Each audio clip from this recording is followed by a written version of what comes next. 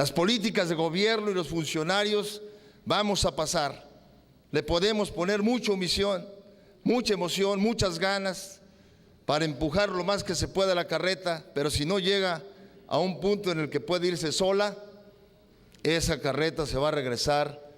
y la historia nos va a reprobar muy severamente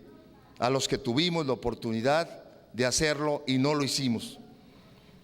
Porque hay gente y sabe y sabemos que conoce, don Carlos es uno de ellos, que conoce perfectamente bien que lo forestal puede ser una alternativa. Pero si nosotros no logramos ir articulando una organización fuerte que defienda los intereses de los silvicultores, que exija más presupuesto, que exija participación en foros, que exija mayor atención a estas áreas forestales en sus aspectos de conservación, de restauración y de negocio. Pero los únicos que realmente pueden seguir levantando la voz para que esto no se regrese son los silvicultores. Por eso la apuesta fue en la ley forestal incluir 4 artículos fuertes que obligan, que señalan que la CONAFOR junto con los gobiernos estatales deben de ordenar el territorio nacional por unidades de manejo, ya no en zonas de macizos forestales, sino como territorio general.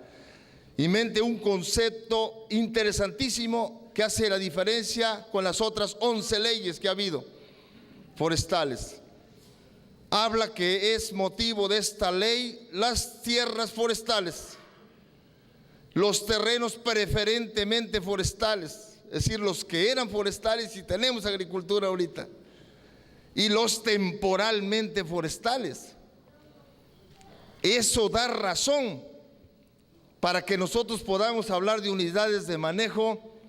de una cobertura total en el país.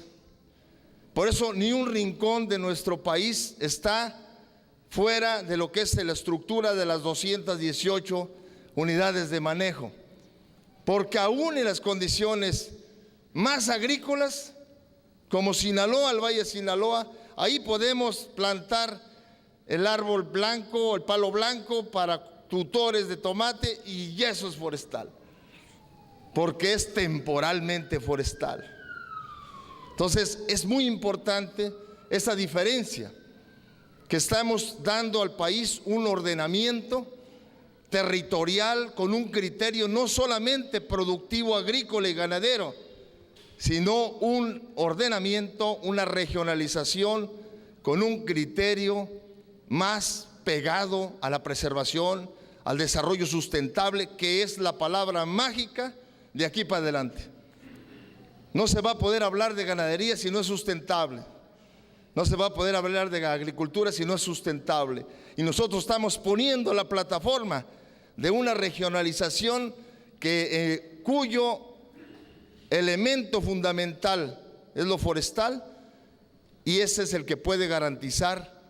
que se amarren las otras piezas y que el resto de los sectores que inciden ahí tengan alguna viabilidad. Entonces, esas 218 regiones, pero montar ahí con los términos del artículo 112 de la ley a una organización que sea la responsable de lograr el ordenamiento hacia el interior de esos 218 espacios, dan una congruencia a la ley, porque lo que decía el Plan Estratégico Forestal de que son los propios dueños de los terrenos los que tienen que hacer y decidir, se le está dando en la mano este instrumento. Esas regiones que fueron unidades industriales en la época de los 60, 40, 70, y después en donde el industrial determinaba el radio económico, en donde tendría que incidir los programas de manejo, pasó a las SUCODEFOS, en donde los técnicos decidía lo que se tenía que hacer en esa unidad de manejo. Con la ley de 203 pasan los dueños de los bosques a ser los que van a decidir sobre ese territorio. Y eso da congruencia de piso, sin desplazar a los otros componentes, al industrial, que es indispensable,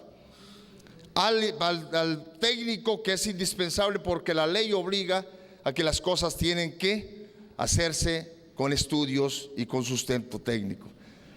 No podemos olvidarnos de esos dos elementos, pero el que tiene que decidir hacia el interior de ese territorio ahora es la Asociación de Silvicultores. Y el PROFAS